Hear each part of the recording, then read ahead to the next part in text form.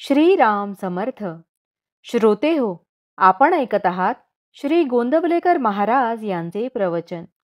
भगवंताची तळमळ लागायला पाहिजे. ज्याला जे आवडते ते आपण केले तर त्याला गोड लागते. भगवंताला प्रेमाशिवाय दुसऱ्या कशाचीच गरज नसते. भगवंताचे प्रेम यायला त्याच्याशी आपलेपणा लावून ठेवावा. भगवंत जोडल्याशिवाय नाहीच राहणार असे ठरवावे. भगवंत जोडावा हे ठरल्यावर मला लोक नावे ठेवतील याचा कशाला विचार करावा. निश्चय आहे तिथे सर्व काही सुचते. तळमळ लागली म्हणजे मार्ग दिसतो. साधू संत मार्ग दाखवायला सतत तयार असतात. मात्र आपण आपली देहबुद्धी बाजूला ठेवून त्यांना शरण जावे. सर्व जग जर भगवंताचे आहे तर मग काळजीचे कारण काय.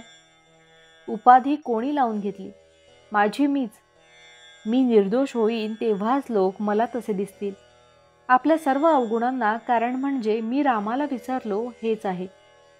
परमात्म्याचा विसर पडतो हेच खरे पाप.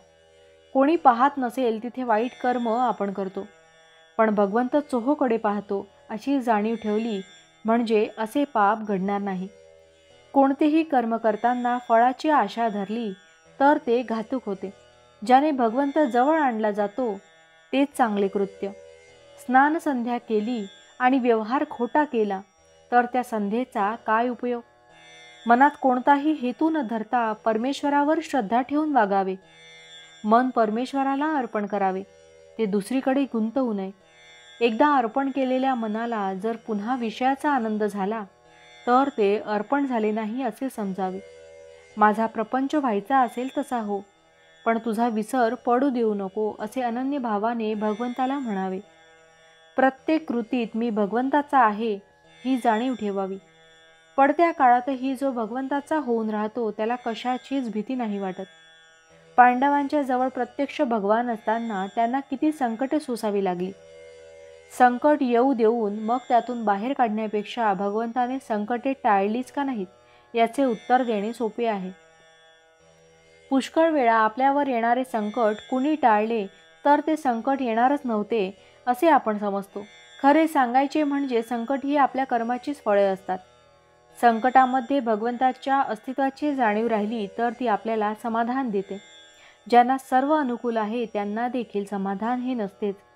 म्हणून ज्यांना तितकी अनुकूलता नाही त्यांनी त्याबद्दल असमाधान ठेवण्याचे कारण नाही, कारण समाधान हे त्यामध्ये नाहीच नाही. असमाधान हा रोग सर्वांचा एकच आहे आणि भगवंताचे स्मरण हे औषधही सर्वांना एकच आहे.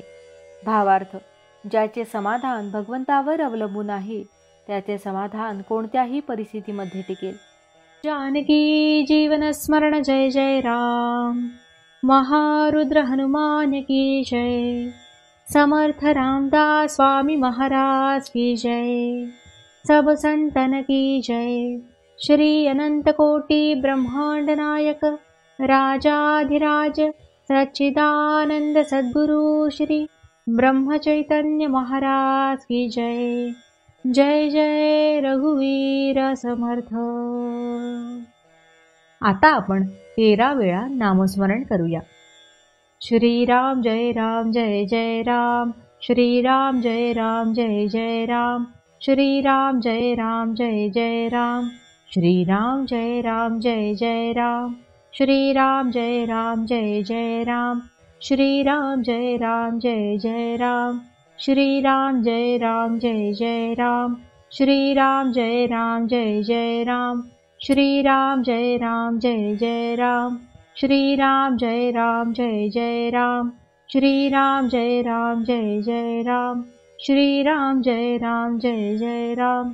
श्रीराम जय राम जय जय राम. जय श्रीराम.